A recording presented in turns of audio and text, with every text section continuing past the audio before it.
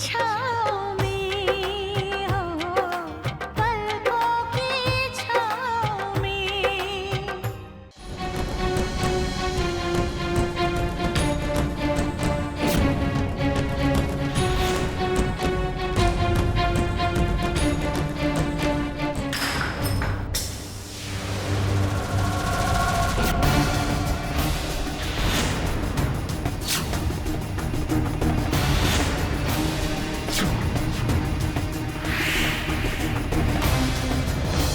नंदिनी बेटा, रुक जाओ। अब रुक कर क्या करूंगी? अब कहने और सुनने को कुछ नहीं बचा, कुछ भी नहीं।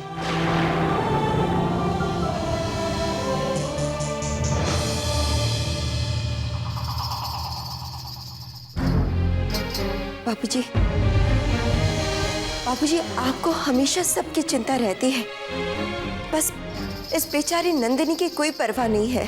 परवाह है विद्या, पर जरा सा समझने की बात है। जैसे कि कंचन की ससुराल वालों ने हालात को और कार्तिक और सुमन की भावनाओं को समझा, वैसे ही एक ना एक दिन तो नंदिनी की समझ में भी आ जाएगा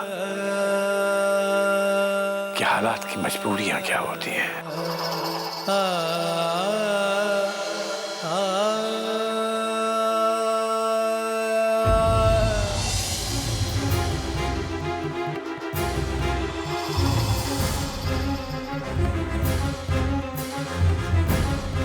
हेलो पापा, पापा, हाँ हम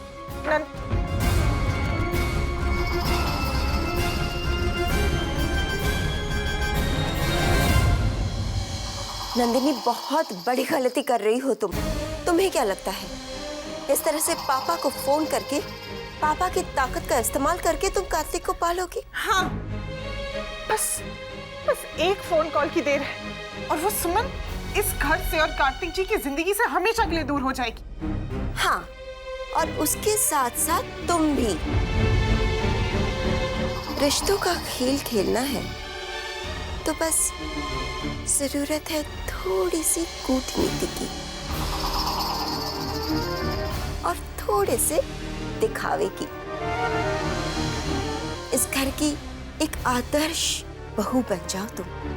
अपनी अच्छाई और अपने प्यार से सब पर ऐसा जादू चला दो कि तुम्हारे साथ बुरा होता देख उन्हें तकलीफ पहुंचे।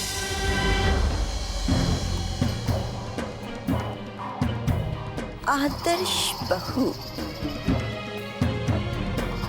मेरी प्यारी बहू रानी, कुछ बात समझ में आई?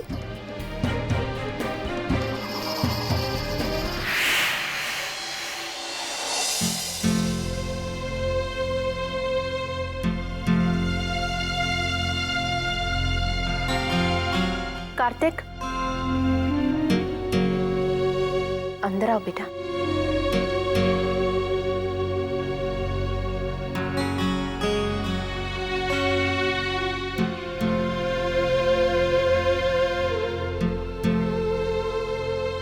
मुझे माफ कर दो कार्तिक, भूल गई थी अपनी बहन का रिश्ता टूटने पर तुम्हारे दिल पर चोट लगी होगी। कंचन का दुख देखकर तुम्हें बहुत दर्द हुआ होगा ना बेटा।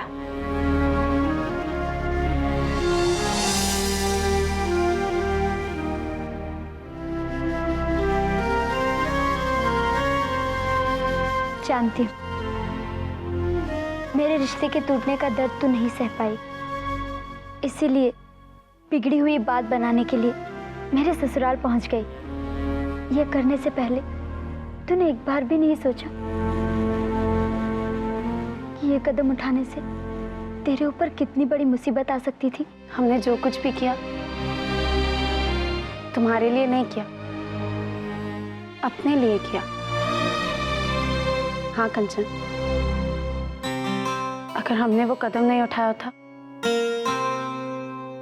तो हम खुद को कभी माफ नहीं कर पाते। अगर अपनी दोस्त की खुशियों के लिए हमें अपनी जान भी देनी पड़ती ना, तो भी हम खुशी खुशी अपनी जान दे देते। बस कर, रुलाएगी क्या?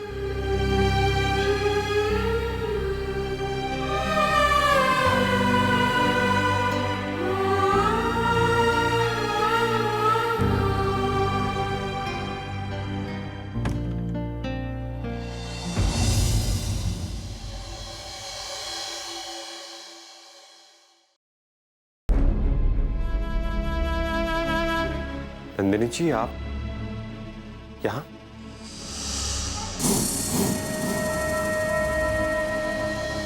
हम आप ही का इंतजार कर रहे थे।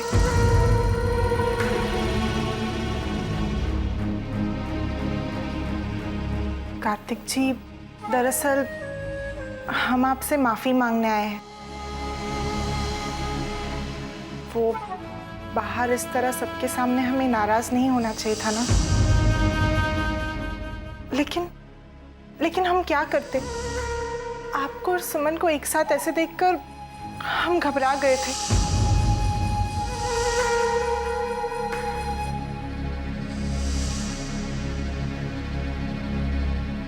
आप समझ रहे हैं ना हमारी घबराहट को? जी, मैं समझ रहा हूँ।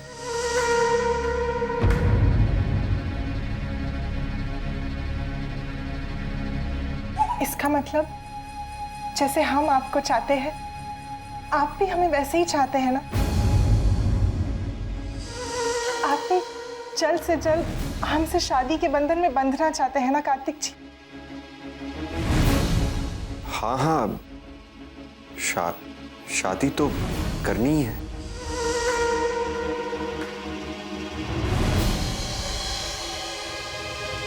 आई लव यू कार्तिक जी।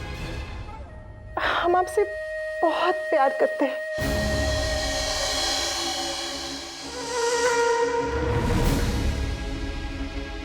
हम अभी भी आपके जवाब का इंतजार कर रहे हैं।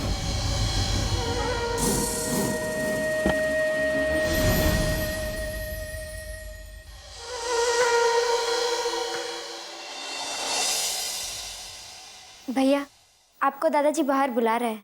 हाँ, मैं आ रहा हूँ।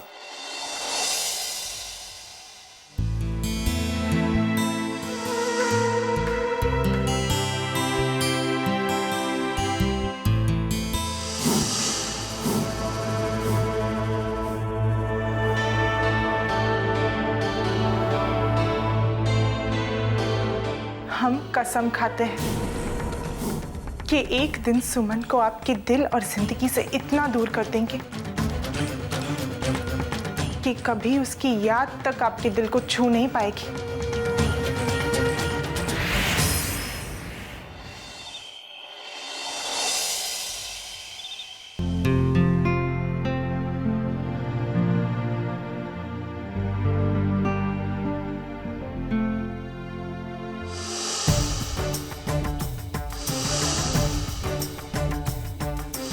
ओमकारेश्वर जाने के लिए जो बस मिलती है वो इसी बस स्टॉप से मिलती है ना?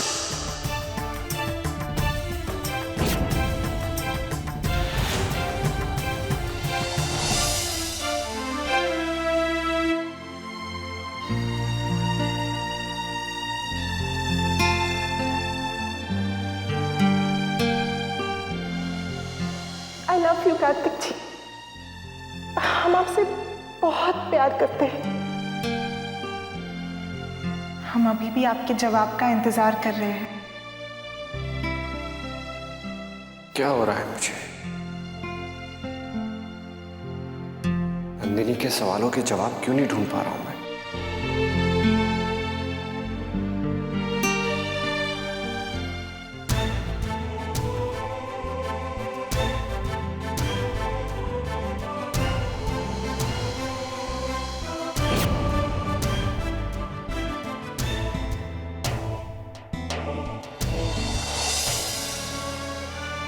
कंचन से कहता हूं, देखिए सुमन जी को क्या हुआ है।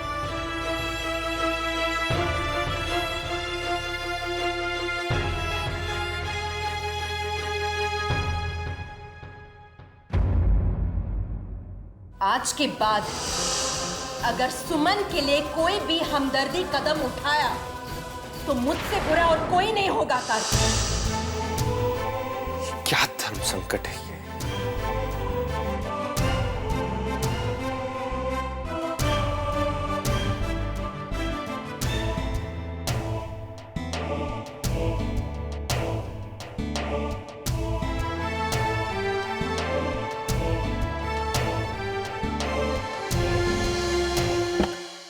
अब तो इस घर में 2-2 शादियों की तैयारियां होगी।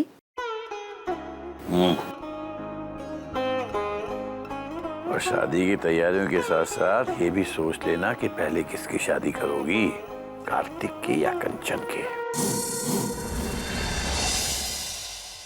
दादाजी क्या कही बेटा? हमें माफ कर दीजिए।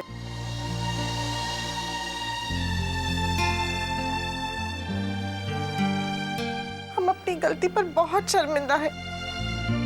हमें इस तरह से आपकी बात अनसुनी करके आपसे नाराज होके नहीं आना चाहिए था। देखो बेटा, जो होना था वो तो हो चुका है। अब ऐसा कुछ नहीं होगा जिससे कि तुम्हारा मन दुखेगा या तुम्हारी आंखों में आंसू आएंगे। बस जरा सा हम लोग ये कंचन की शादी के मसले को सुलझा लें तो फिर इन दोनों की शादी की तारीख भी जल्दी पक्की कर देंगे। जी बिटिया, हम तुम्हारे आने से पहले यही बातें कर रहे थे कि पहले किसकी शादी की जाए, तुम्हारी और कार्तिक की या कंचन की? कंचन की। हम जानते हैं कि एक बेटी की शादी कितनी बड़ी जिम्मेदारी होती है। बेटी के विदाई के बाद ही अगर घर की बहू का गृह प्रवेश हो तो हमें अच्छा लगेगा।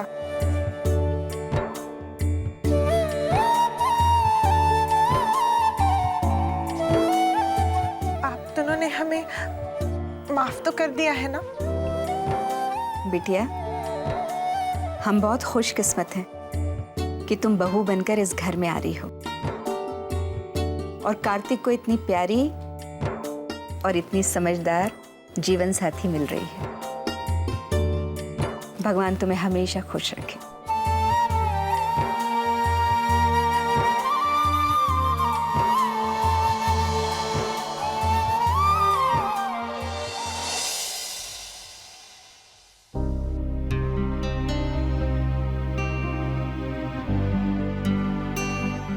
अरे बस बस हो गया। अब जब ससुराल चली जाएगी तो फिर कौन करेगा ये सब? फिर क्या वापस आके करेगी? इस घर से जाने से पहले मैं आपसे एक रिक्वेस्ट करना चाहती हूँ। बोलो। मैं इस घर से चली जाऊंगी, उसके बाद आप सुमन का ख्याल रखिए, क्योंकि इस घर में आपके और मेरे अलावा और कोई नहीं है जो उसके दर्द को समझेगा। आपका वादा मेरे लिए दिल की तसल्ली होगा भैया। हाँ कंचन, मैं हमेशा सुमन जी का ख्याल रखूंगा। थैंक यू भैया। भाई क्यों ना मुस्कुराओ, आज इतना बड़ा खुशी का दिन है और यहाँ तो रिश्ता जुड़ने का मातम ही मनाया जा रहा है। मूर्ख हो, बिल्कुल मूर्ख। इस रिश्ता जोड़ने के पीछे जो असली कारण है वो तुम्हें दिखाई नहीं दे रहा। अच्छा, जरा हम भी सुने, क्या कारण है? क्या नहीं, ये पूछो कौन? कौन? सुमन। सुमन? हाँ सुमन, वही जो ठाकुर परिवार की विधवा बहू है।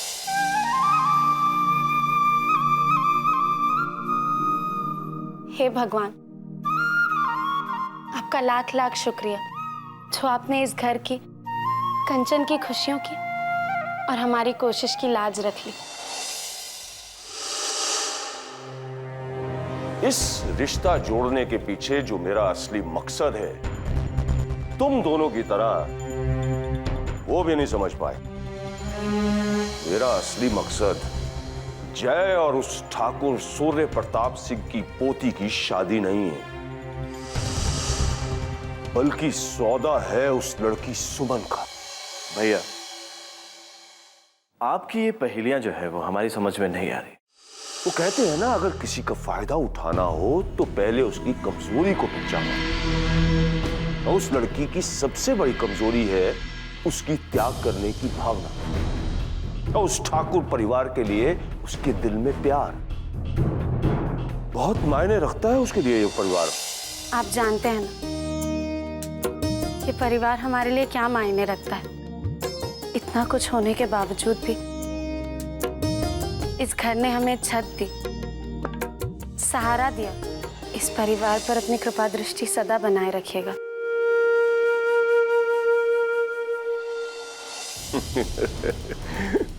उस परिवार वाले तो हमें भगवान समझ रहे हैं। हमने उनकी खुशियों को नया जीवन दान जो दिया है। अब देखना तुम लोग, समाज में हमारे परिवार की मान और प्रतिष्ठा कैसे बढ़ती है। इसे कहते हैं एक तीर से दो निशाने लगाना। वैसे हमने ये रिश्ता जोड़कर जो तीर छोड़ा है उसका पहला निशाना है ठाकुर सूर्य प्रताप सिंह का परिवार, और खुद को समाज में ऊपर उठाना। दूसरा निशाना है वो लड़की सुमन।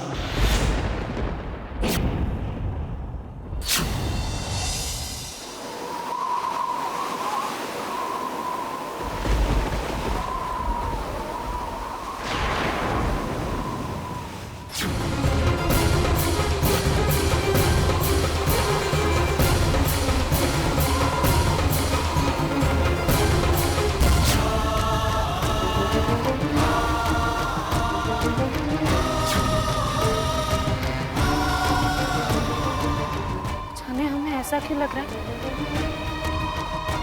कि कुछ बुरा होने वाला है। ओहो, गणपति,